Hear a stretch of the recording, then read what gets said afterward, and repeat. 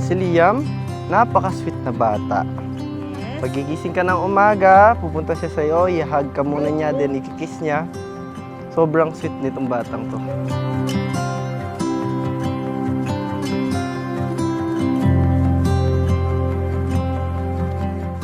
Super iyakin din. Mabilis magalit. Pero madaldal. At matalino. At matalino. Yes. Yeah. Never knowing where it lead me to.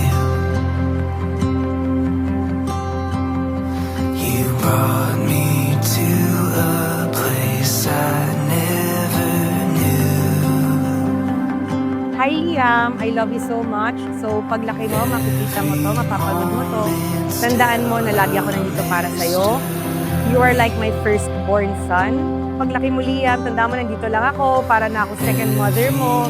Always remember, I'll always be here for you and I love you.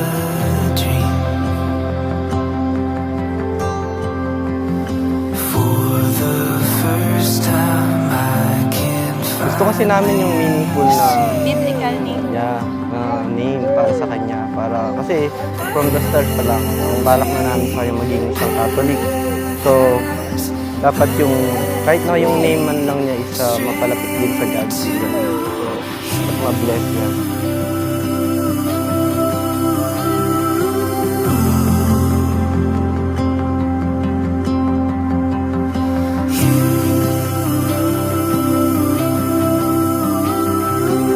Baby Liam Gabriel, I am now baptizing you in the name of the Father, and of the Son, and of the Holy Spirit. Amen. do it all again together, you and me. There's nowhere else that I would rather be.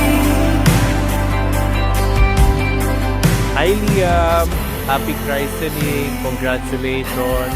On this day and moving forward, you will be very gentle, kind, and very compassionate Catholic. I wish you all the best. I love you so much.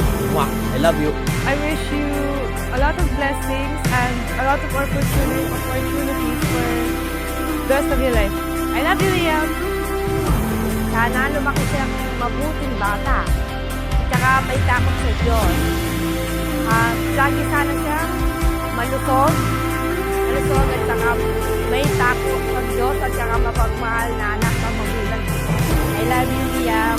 Hi Liam, welcome to the Christian world. I wish you all the best. And I'll always be here as your ninong to guide you and hopefully lead you sa tamang path. Congratulations, welcome to the Christian world. Hello everyone. For my grandson, Liam Gabriel, happy birthday. At sana lalaki kang tunay na Kristiyano. Welcome to the Christian world, Liam Gabriel. I love you so